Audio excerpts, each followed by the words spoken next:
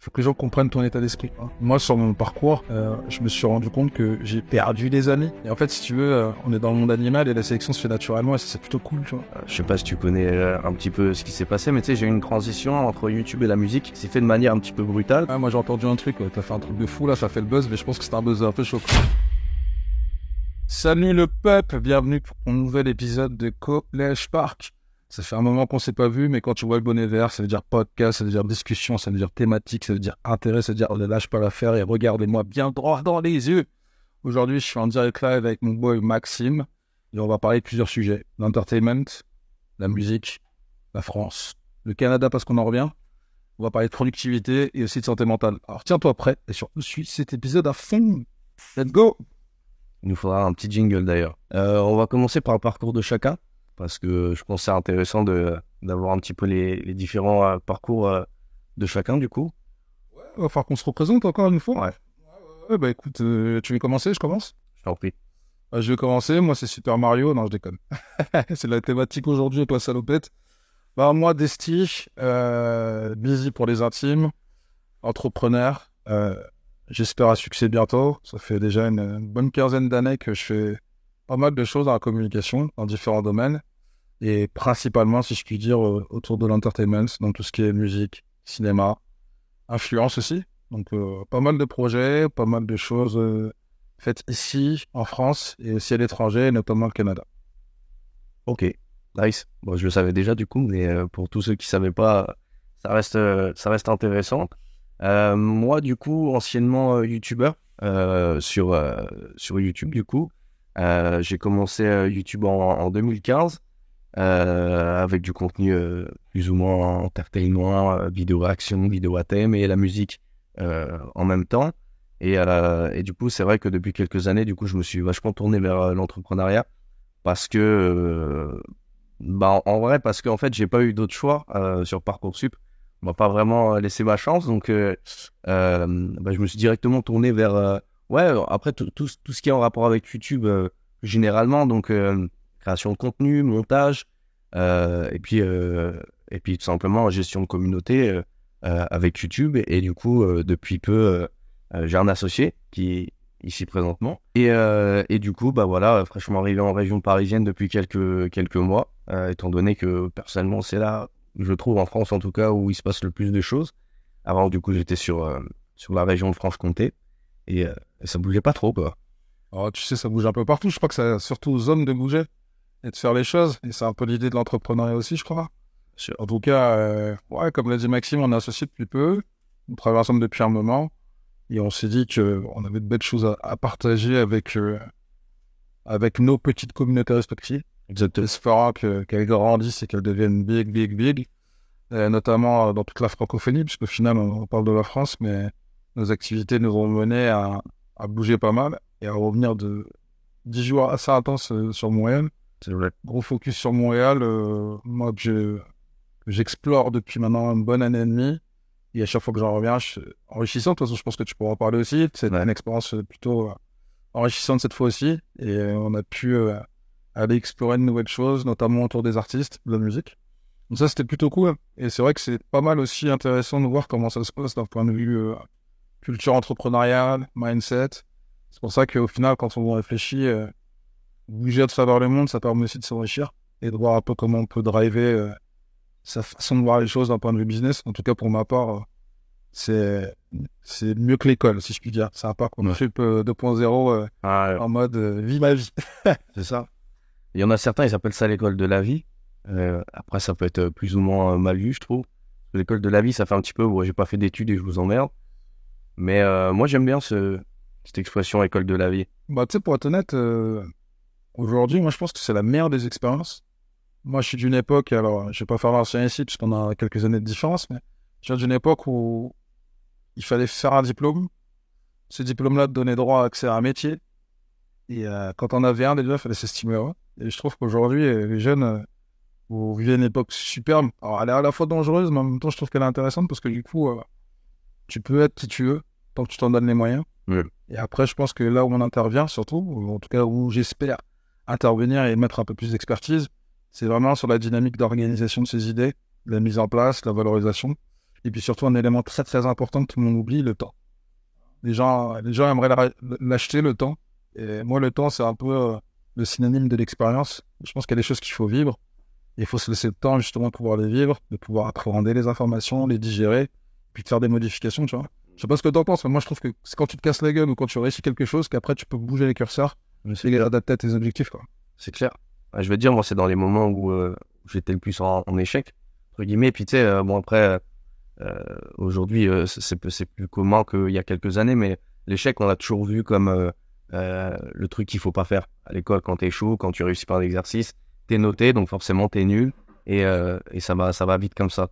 Mais c'est vrai qu'avec le recul, plus tu prends des échecs qui sont importants, plus ça permet de te relever de manière drastique. Moi, je l'ai vu comme ça, hein, les moments où c'était le plus dur. Ce qui arrivait après, c'était que du bon. Et moi, j'aime bien tu sais, je vois la vie avec une courbe. Ça monte, ça descend, je t'en avais déjà parlé. Ça monte, ça descend. Et à l'époque, quand j'étais plus jeune, des fois, ça pouvait monter très haut et ça pouvait descendre très bas. Maintenant, j'essaie de rester dans cette ligne linéaire, bien droite, pour éviter de monter trop haut, pour ensuite descendre trop bas et rester sur ce schéma-là. Moi, ça m'a aidé sur les dernières années. C'est intéressant ce que tu dis, c'est intéressant. Alors, moi, je vois les choses un peu de la même façon, mais je dirais aussi de manière différente. Moi, ce qui m'a beaucoup aidé, alors ouais, je pense que c'était ma plus grande chance initialement, c'est d'avoir fait du sport. Et j'ai eu la chance de faire un peu de sport à un niveau sympa. Et j'étais dans un sport individuel qui en même temps était un sport d'équipe, donc l'athlétisme, on le cachait à personne. D'ailleurs, shout out à tous les Uliciens, parce que c'est de la ville d'où je viens dans le 91, une ville légendaire, pour tous ceux qui ne le savent pas. Mais ouais, le sport, pourquoi? Parce que le sport, ça m'a appris à déjà fonctionner dans un cadre, avec des règles, et ça m'a surtout appris à me fixer des objectifs. À partir de ces objectifs, une manière de procéder, un process, pour pouvoir atteindre ces objectifs. Et donc, du coup, dans le sport, c'est comme partout. Quand tu fais des compétitions, tu peux pas toutes les gagner, sauf si tu es un génie. Oui. Et quand bien même tu les gagnes pas toutes et que tu finis deuxième ou troisième, ce qu'on va qualifier d'échec aujourd'hui, pour moi, c'est les premières expériences finalement, tu vois. Et en soi, l'échec, je pense que c'était un mot qui a été mis en place, soit pour décourager, soit pour inciter des gens à devenir de super salariés, et pendant que les dominants font le reste, tu vois.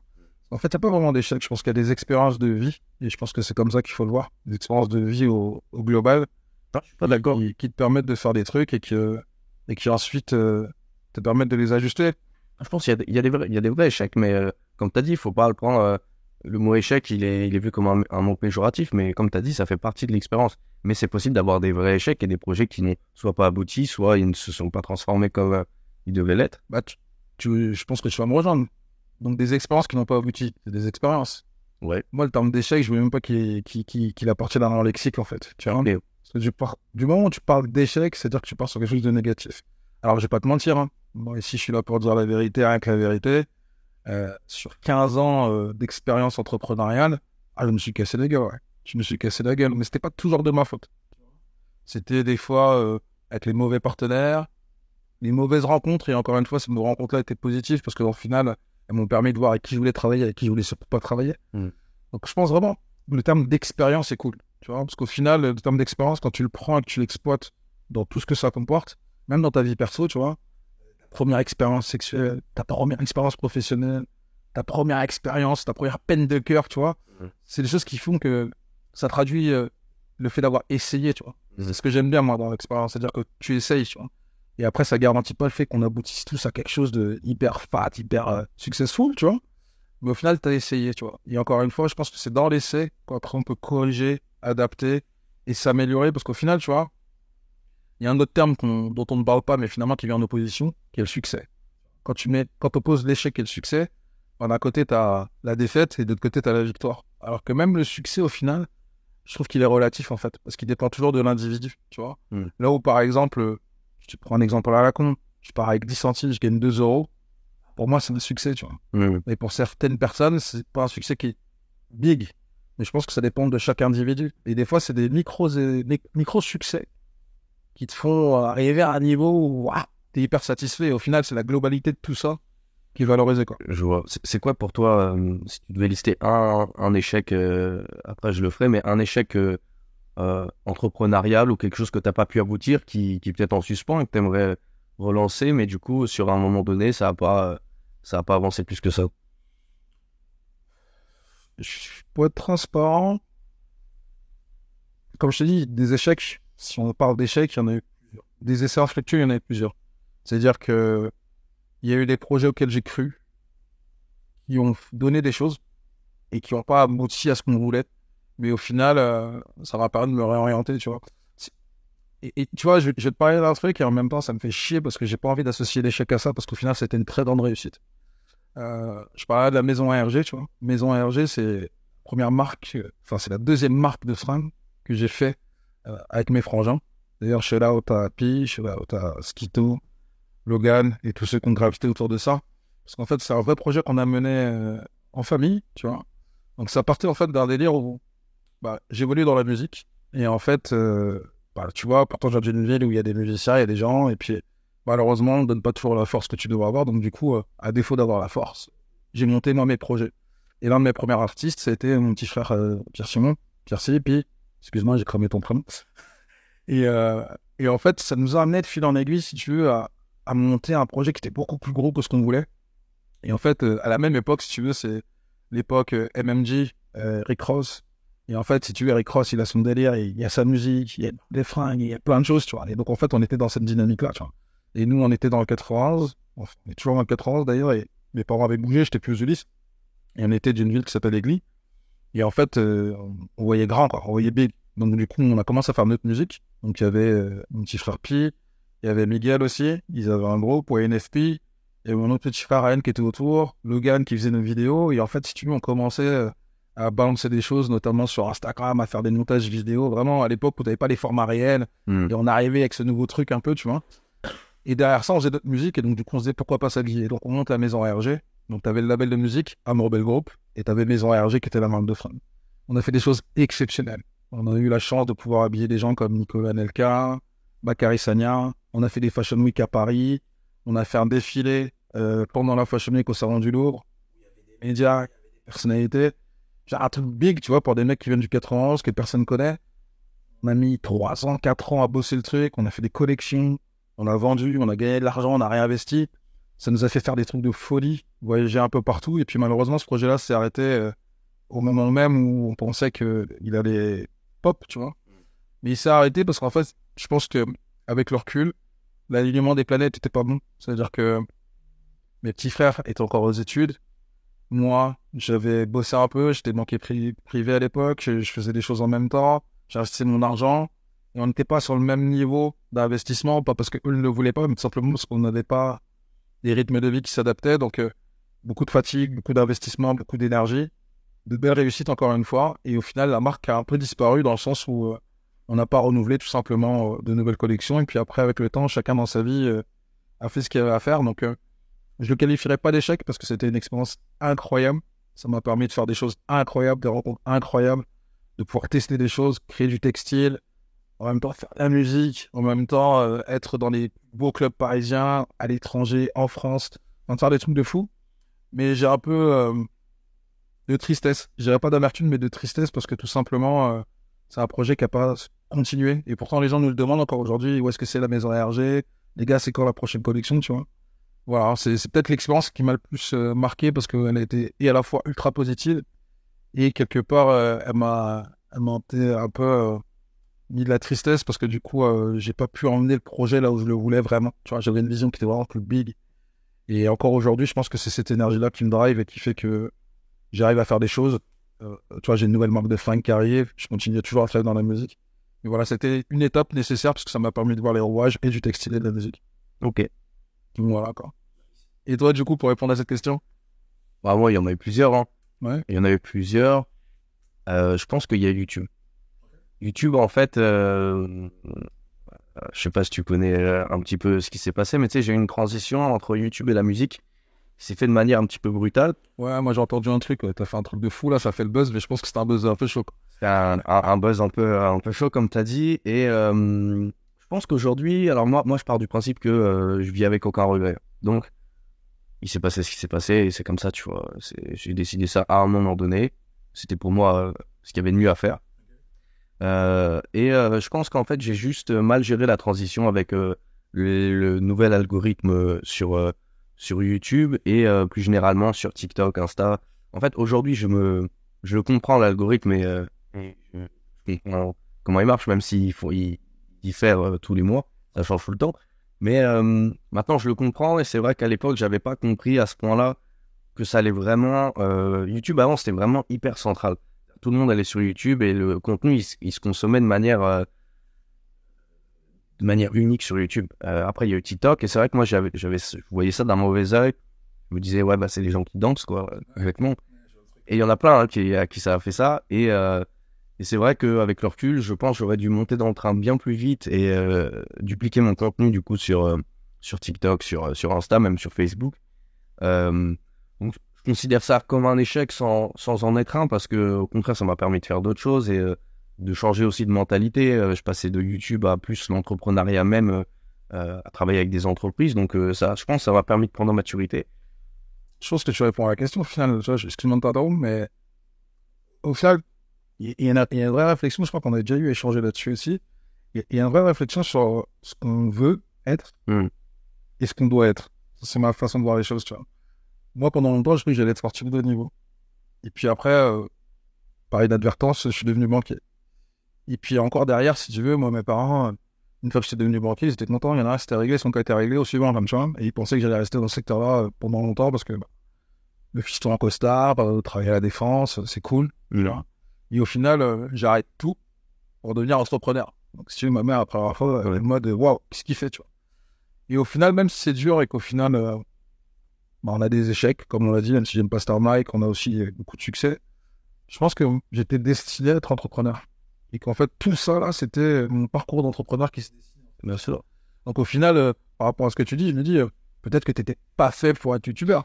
En fait, in fine, tu étais juste fait pour être un chef d'entreprise. En fait, j'ai vu comment ça a changé aussi avec le temps et j'avais beaucoup de collègues créateurs de contenu, youtubeurs à proprement parler, qui eux ont fait ont migré vers TikTok, vers Insta. Et en fait, j'ai vu comment leur contenu devenait hyper... je sais pas comment expliquer, mais ça me correspondait plus. C'était beaucoup un délire de... Enfin, le public, c'était trop... Ça se voyait trop que c'était centré sur un type de... Moi, je voulais évoluer avec mon public, ce que j'ai peut-être un peu galéré à faire pendant un certain temps. Et c'est pour ça que j'ai voulu tout centrer sur la musique du jour au lendemain, sans faire une belle transition tout doucement, ce que j'aurais peut-être dû faire. Mais ça reste un échec sans en être un. Mais si je devais en lister un, ça serait celui-là. Et après, il y a plein d'autres projets que j'ai voulu lancer, notamment me lancer dans le e-commerce. Parce que j'adore en fait la vision qu'il y a sur le e-commerce, dans le sens où, par rapport à une entreprise traditionnelle, tu n'as pas besoin d'aller voir tes clients, d'aller voir... tu dois toujours gérer un SAV, mais tu peux le faire depuis partout. Après, moi, j'ai toujours besoin d'un cadre. C'est pour ça qu'on a aussi un bureau, c'est quand même pratique. Moi, travailler de chez moi, ça m'a vite saoulé. Donc, c'est une bénédiction qu'on puisse être là. C'est quand même cool parce que du coup on n'a pas ce rapport là avec les clients, on n'a pas besoin d'être présent et même la création d'un site, travailler le marketing, travailler le SAV, je sais pas, je trouve que c'est un projet que tu portes sur le long terme si tu veux faire les choses bien. Et j'ai lancé plusieurs boutiques qui n'étaient pas du coup sous forme e-commerce, mais c'était du dropshipping simplement, quoi. J'ai pas fait beaucoup de ventes, tu vois, et j'ai retenté 2 fois et je sais que je retenterai une 3e fois, peut-être une 4e, et qu'un jour j'y arriverai, mais ça demande un conditionnement et un état d'esprit et beaucoup de formation. Tu sais, je vais te dire un truc. Moi, je pense que vraiment la difficulté qu'il y a aujourd'hui, c'est que contrairement à une certaine époque, on vit des moments où il y a des opportunités partout. Et je pense que c'est peut-être ça le plus compliqué. Sans nous jeter des fleurs et autres, je pense qu'on a certaines qualités, qu'on a une certaine envie, une certaine motivation, tu vois, qui, au final, on a envie de répondre à tous ces trucs-là. Simplement, aujourd'hui, le e-commerce, on le voit un peu avec tous ceux qui font du e-commerce aujourd'hui, qui sont successful, fort qui réussissent des choses. Et du coup, on a envie de faire ça aussi. La musique, parce que c'est aussi le moment de la musique, parce que TikTok change beaucoup de choses aussi aujourd'hui, et qu'au final, aujourd'hui, beaucoup de personnes veulent être aussi artistes. Et je pense qu'en fait, le champ des possibles est tellement vaste qu'au final, des fois, on peut se tromper aussi et croire qu'on peut tout faire à succès. Moi, c'est pour ça que je me suis un peu repositionné, parce que si je te parle un peu de moi historiquement, tout à l'heure, je t'ai dit dans les grandes lignes ce que j'avais eu fait. Mais pour ceux qui me connaissent depuis un certain temps, j'ai chanté. Tu vois, je suis d'une famille de musiciens. Mon père est fanfariste, ma mère est choriste, ma petite sœur était choriste, mon petit frère était rappeur. Enfin, tu vois, on a toujours baigné là-dedans. Euh, Tu vois, on est d'origine congolaise, donc la musique, ça a toujours fait partie de notre vie. Et moi, au lycée, si tu veux, fête de la musique lycée, il y avait une scène, je chantais. Tu vois. On en parlait tout à l'heure avec notre caméraman, dont je ne citerai pas de nom. Pourquoi Et, faut le dire, c'était au film. ouais, Je suis au coco sur Insta, elle est sûre. totalement. Et on parlait d'un artiste qui s'appelait Vibe, tu vois. Et Vibe, je l'ai chanté sur scène et tout, machin. Et à un moment donné, tu vois, pendant que j'étais athlète aussi, juste après, je me suis dit, pourquoi pas chanter aussi, tu vois. Mais je répondais plus à des besoins perso, à des envies, tu vois. J'étais à fond dans le style Carrie, Bailey, Tress. Et ouais, aujourd'hui, j'ai plus de cheveux, c'est pour ça que je cache ma tête avec un bonnet. Mais j'avais envie de faire des choses. Mais du coup, on avait le temps, tu vois, de passer d'une étape à une autre. Aujourd'hui, je trouve que c'est très, très chaud parce qu'en fait, au final, tu peux vouloir être chanteur, tu te laisses pas le temps, et puis derrière, tu as envie d'être acteur, et puis en fait, derrière, tu as envie d'être influenceur, et puis en fait, derrière, je pense qu'il y a juste une grosse société où les gens ont envie d'être quelqu'un, peu importe ce que ça va être. Et je pense que nous, on a un rôle à jouer, et on a une responsabilité, parce qu'au final, avec notre expérience, on a vite compris, je pense, et tu me diras si je réponds pas, en fait, on avait un positionnement qui était un peu plus en back, tu vois. Ce que je dis toujours, c'est qu'en fait, à un moment donné, une économie tourne bien, un milieu tourne bien quand chacun sait où est sa place, tu vois. Moi, je pense que je pouvais pas être chanteur, je pouvais pas être manager, et en même temps chef de projet, et en même temps communicant, tu vois. Ouais. Et en fait, j'ai trouvé mon truc, c'est-à-dire que j'ai tellement de sujets qui m'intéressent, j'ai tellement de thématiques qui m'intéressent, j'aime tellement aller vers les gens qu'au final, je me suis rendu compte que du coup, je pouvais être aussi ce mec-là qui articulait les choses avec ma connaissance, avec mon savoir-faire, et du coup répondre à tout, tu vois. Je suis carrément d'accord. On aurait pu continuer longtemps là-dessus, mais il faut qu'on passe au prochain sujet, parce que ça fait déjà 21 minutes. Je suis une vraie pipelette, désolé, je m'en excuse. Mais on aura l'occasion de toute façon de continuer sur ce sujet-là. Moi, il y a beaucoup de choses à dire là-dessus. Mais j'espère bien qu'on n'aura pas qu'à des... Tu sais qu'il y a des statistiques qui montrent que la plupart des podcasts, ils vont pas au-delà de 5 épisodes. C'est vrai? Ouais. Et pourquoi on changerait pas les codes? Moi, j'en ai marre des codes, je te dis la vérité. Pourquoi on n'en ferait pas 10? Ah non, on va en faire plus. Le but, après, moi, j'aimerais bien qu'on en sorte un par semaine. Ça va être très compliqué, mais Pourquoi pas? Pourquoi pas si les gens sont prêts à nous suivre? bien sûr. Moi, j'ai envie de dire let's go. Abonnez-vous à la chaîne YouTube, à la chaîne sur Insta, sur TikTok. On met tous Bien sûr. Et les liens. si. Récemment, on revient du Canada. Ouais, Canada, waouh. Moi, ça m'a choqué. Alors, pas. En fait, ça va dépendre des endroits là où on était. C'était très. Ça ressemblait beaucoup à ce qu'on peut voir. Je te parle de l'immeuble où on était. Ouais. Par contre, en descendant, les maisons américaines, ça, j'ai pris une claque monumentale. J'avais l'impression d'être dans GTA. J'ai trop kiffé. Bah, c'est le Canada, moi, maintenant, j'ai l'habitude d'y aller. Euh, j'ai la chance, j'ai eu la chance très rapidement de me rencontrer des gens vraiment génialissimes. Quand j'y suis allé la première fois, j'ai connecté avec mon gars Strikey, qui est un artiste de talent, une fou furieux à Montréal. L'histoire est assez dingue parce que son manager, au final, c'est quelqu'un avec qui j'avais eu travailler anciennement. Donc, du coup, ça a facilité la rencontre, ça a facilité les choses. J'ai pris mon courage à deux mains, mon petit billet d'avion, et puis je me suis déplacé tout simplement. Et ça a été une belle expérience. C'était une belle expérience parce qu'encore une fois, moi, je suis un amoureux des cultures. Et je connaissais la culture américaine. Je connaissais un peu moins la culture montréalaise parce qu'il y a une vraie culture montréalaise. Donc, pour moi, on est dans un middle, tu sais, ça parle français, ça parle anglais. Et c'est presque the place to be pour des mecs comme moi, parce que du coup, moi qui aime bien faire le franglais, tu vois, je dis que je me la raconte, mais j'adore ça. Là-bas, moi, on m'a renommé The Kid. The Kid. Et d'ailleurs, tu vas me garder The Kid, tu vois. J'ai pas qu'à. Là, tu m'as renommé dans son téléphone Kid. Tout à fait, Kid. Je crois que c'était plus. En plus, tu vois, moi, j'ai la vision française de base. Ça veut dire que des fois, avant qu'on parte, je t'entendais faire un franglais, je me suis dit, pour qui lui. En fait, j'ai capté là-bas. En fait, là-bas, c'est normal, c'est pas tu fais le mec, mais avec la mentalité française, tu peux tout de suite te dire, c'est pour qui lui. Je parle en français ou. Tu sais, je vais te dire un truc. Moi, j'adore la France. Ça, c'est le premier truc. J'adore la France. J'ai eu la chance de pouvoir faire plein de choses et d'un point de vue sportif. Champion de France. Je veux dire, je suis très fier du pays dans lequel j'ai grandi. Mais en même temps, je suis d'une culture, je suis d'une famille où on est ouvert sur le monde. J'ai la chance d'avoir de la famille un peu partout dans le monde, pour pas dire dans beaucoup de pays du monde. Et ça change à peu près tout. C'est-à-dire que je pense qu'aujourd'hui, tu vois, si on rentre un peu sur cette thématique-là, et sans en faire non plus 30 minutes dessus, je pense qu'on peut être français adorer la France et être porté sur l'extérieur. Bien sûr. Ça, c'est ma façon de voir le truc. Parce que du coup, je suis français dans l'âme, mais en même temps, j'ai une culture US qui est prononcée à fond. J'ai grandi avec des artistes comme Bone Thugs and Harmony, Dr. Dre, portés à mort sur le hip-hop. Donc forcément, c'est des gens aussi qui me ressemblent un peu plus. Donc du coup, je voulais cette culture-là. Je m'habillais avec des baggy, je faisais des tresses. Shout out à tous mes gars qui sont proches de la quarantaine comme moi, qui continuent à s'habiller avec les jeans qui tombent sur les fesses, sur les trucs ou pas, toi.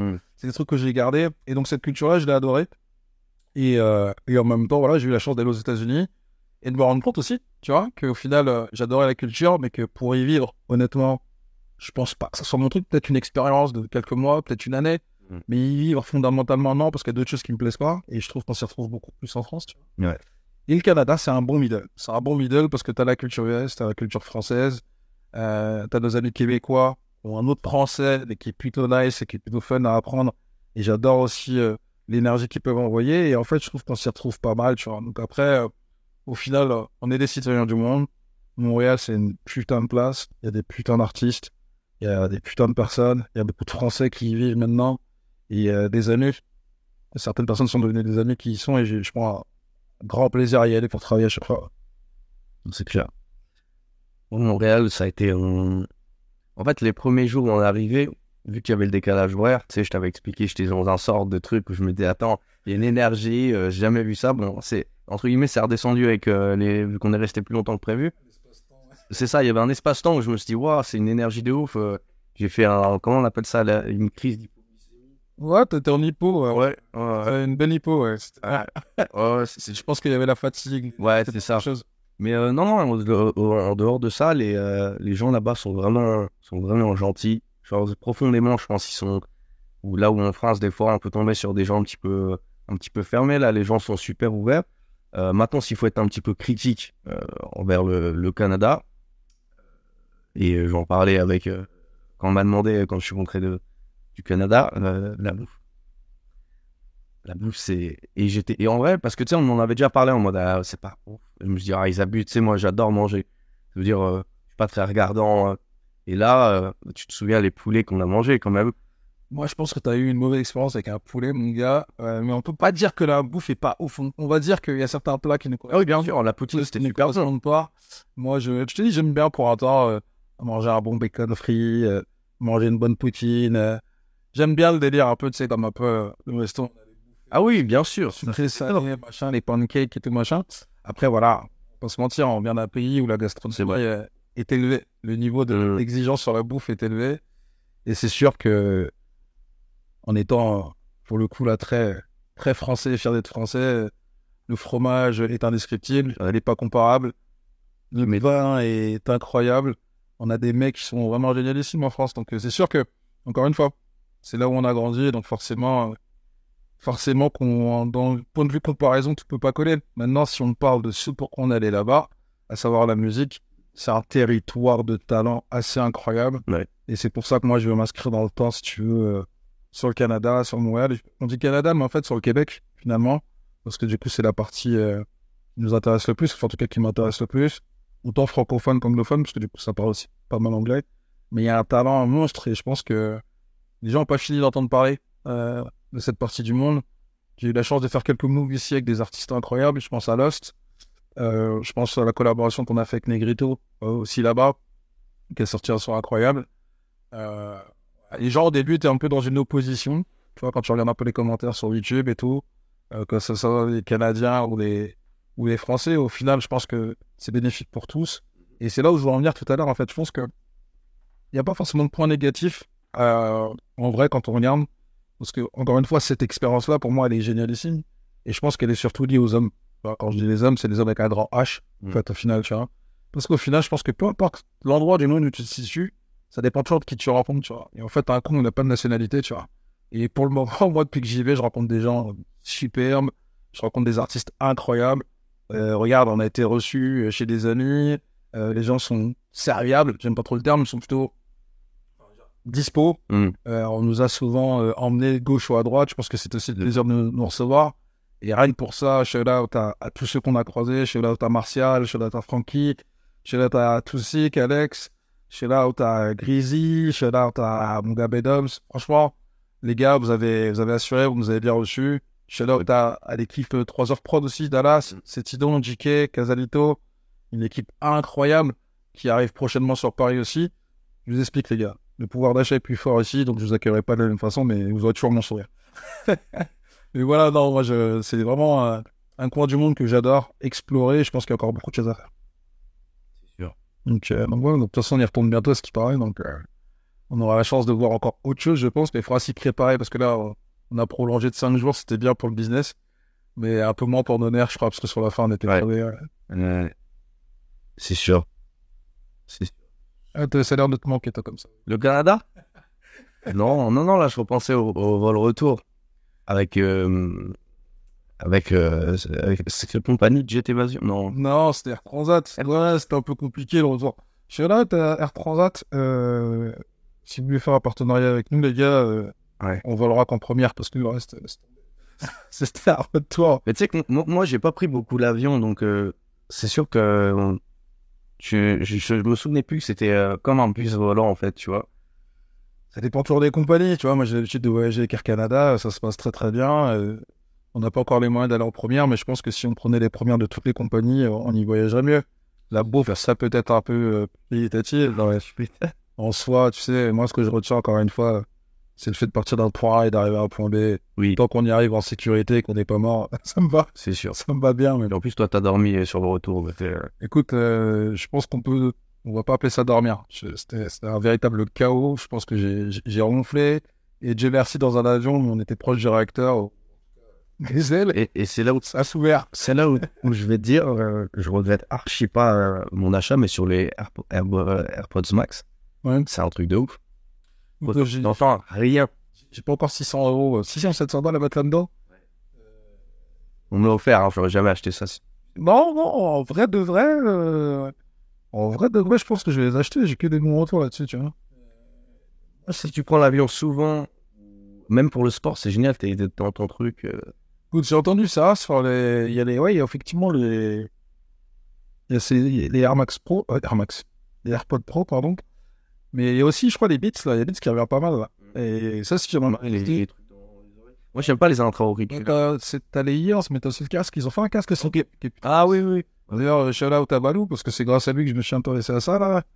Ça a l'air d'être plutôt cool. Donc, je pense que je vais les tester prochainement et je ferai mon vie influenceur sur le réseau pour vous dire quel est mon ressenti. Allez.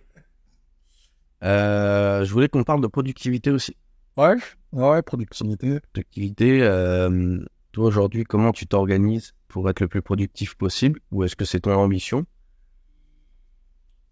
Moi, je m'organise pas. Je m'explique. Quand je dis que je m'organise pas, c'est plus simple que ça. Ça veut dire qu'en fait, aujourd'hui, je me dis pas je travaille et j'ai une vie. Et je me dis que aujourd'hui, j'ai la chance d'avoir un boulot passion et j'essaie de l'intégrer dans ma vie. Ça veut dire que j'ai pas de journée traditionnelle. Je commence à 9, je finis à 18. Tu vois, je vais peut-être commencer ma journée et puis 3 heures, 4 heures, je vais chercher mes enfants. Et puis après, il y a une activité sportive et puis après, je reprends le boulot. J'essaie d'intégrer ça dans ma manière de vivre. C'est pour ça que j'ai pris des bureaux plus proches de mon domicile. J'ai essayé de fluidifier un peu les choses parce qu'aujourd'hui, Paris, tout ça, c'est compliqué. J'essaie de l'intégrer dans ma vie parce qu'au final, j'ai la chance de faire un métier que j'aime.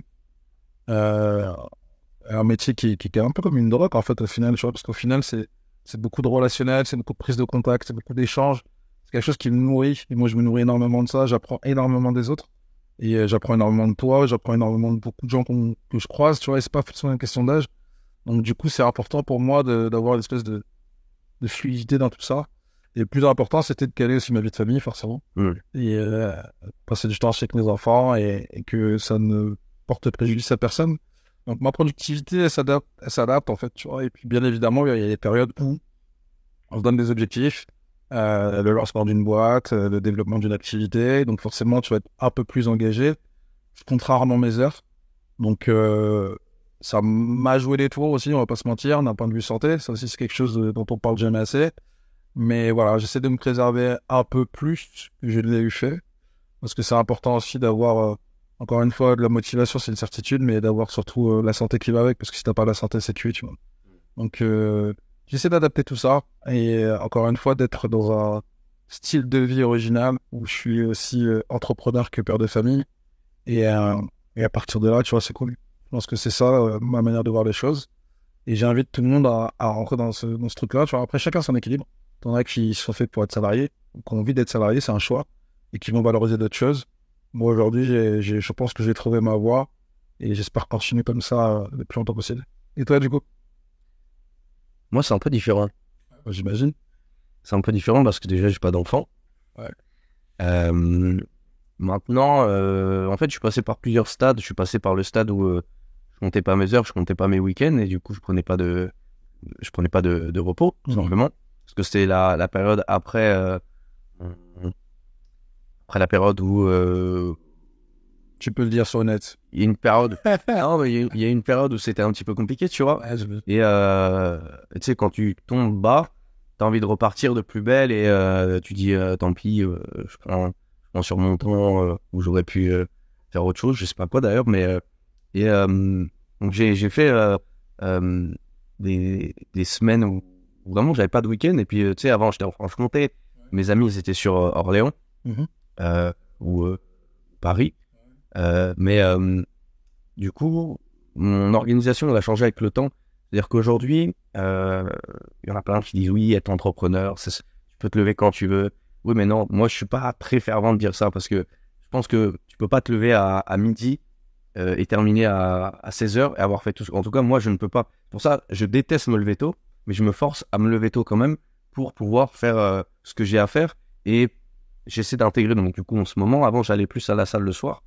C'est le sport, hein. Ouais. Et là, j'essaie de m'instaurer une routine où j'y vais le matin. C'est très récent, hein. Ok. Et ce soir, j'irai ce soir, du coup, parce qu'on avait le tournage ce matin. La matinée est chargée. C'est ça.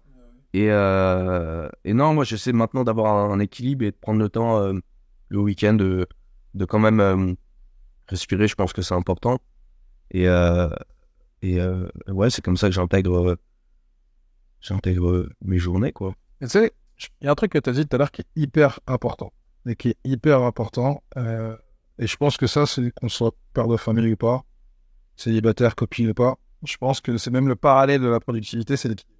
Mm. Je pense que le vrai mot, il est là. Je pense qu'il faut un équilibre dans tout. Il faut un équilibre dans le sport, dans son alimentation, dans le fait de voir ses amis, de sortir, de faire un peu la fête, d'être plus concentré. Je pense que c'est une question d'équilibre. Tu peux pas être toujours au charbon et tu peux pas être toujours à te dire, bah, c'est pas grave, je me lève à 14 et à 18 j'ai fini, tu vois. Ouais.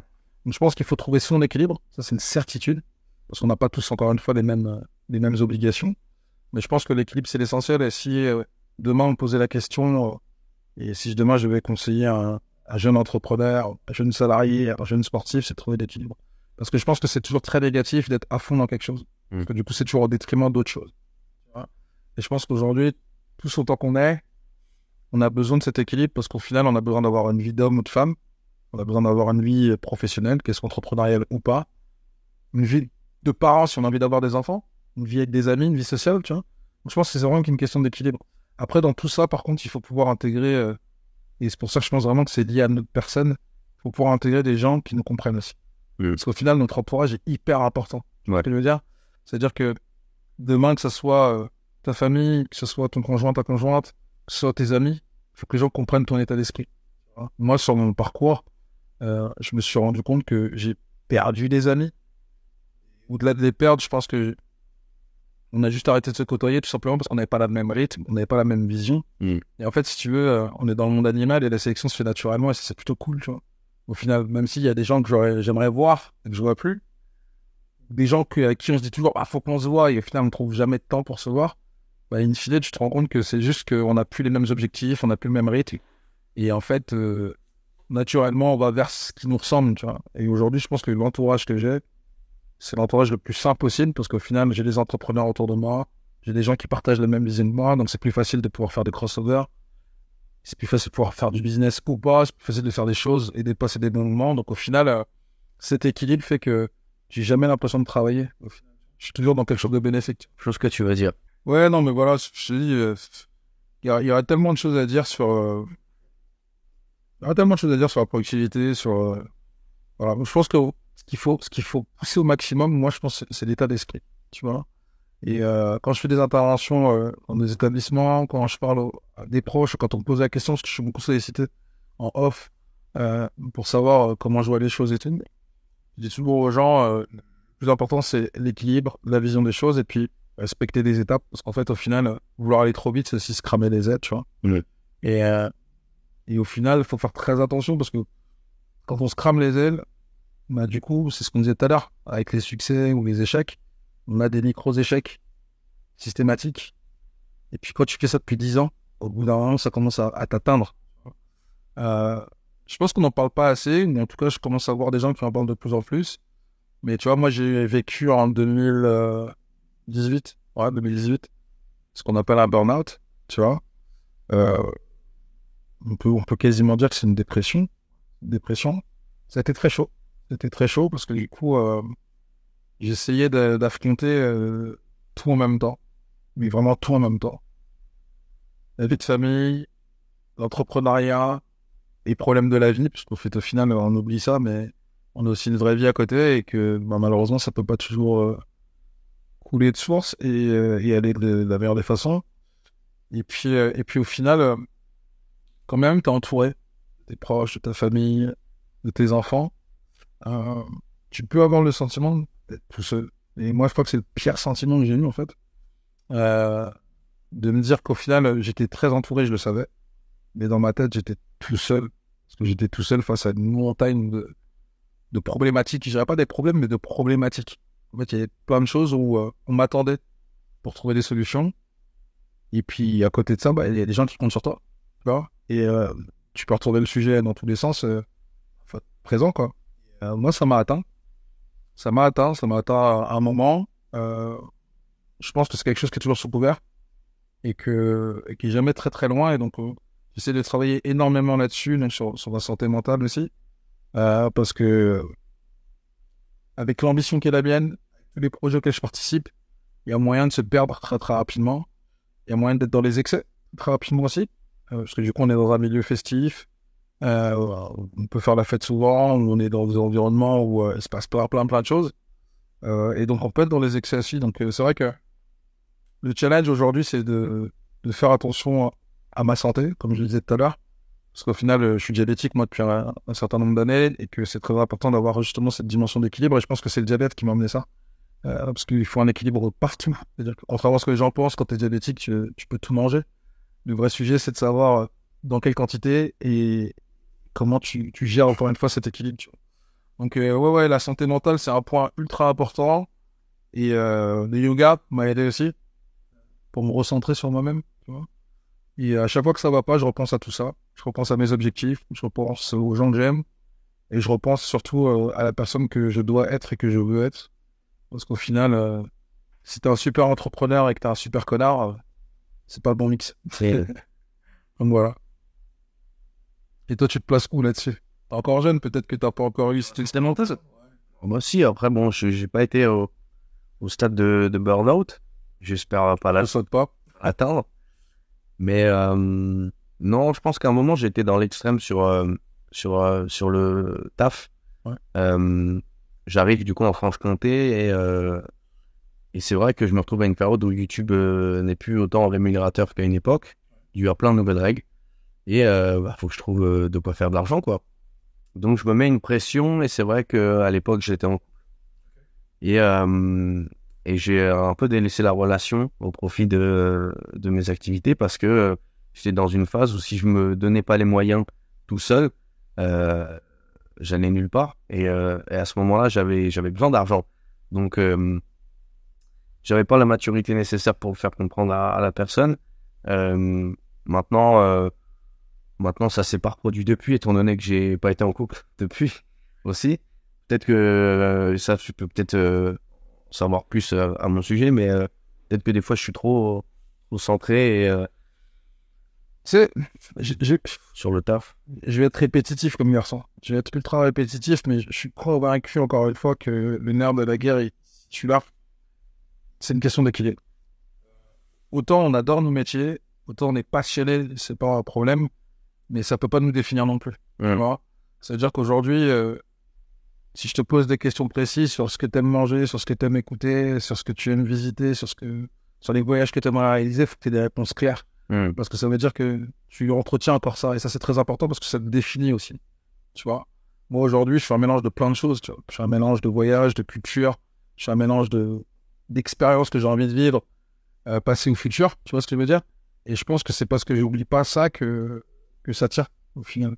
Parce que si tu rattaches tout à ton boulot, le jour où tu l'as plus, pour X raisons, hein, parce que tout est cyclique, des fois ça peut être cool, des fois ça peut être moins cool, tout est cyclique, mais si tu te rattaches qu'à ça, le jour où tu l'as plus, en fait, tu vas avoir l'impression que t'as plus rien. Et Alors qu'autour de toi, t'as des amis qui t'aiment, t'as des parents qui t'aiment, t'as forcément des choses à valoriser. C'est pour ça que je te dis que mon métier, il faut parler de métier, parce qu'on a des compétences, on a un savoir-faire, je le prends pas comme si c'était une obligation, c'est vraiment une partie de moi.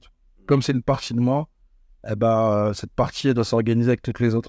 Parce que tu vois, moi, dans ma vie, j'aime énormément de choses. J'adore l'Égypte. Je voulais devenir égyptologue quand j'étais gamin. J'adore le sport. J'adore faire du sport. J'adore faire du basket avec mon fils.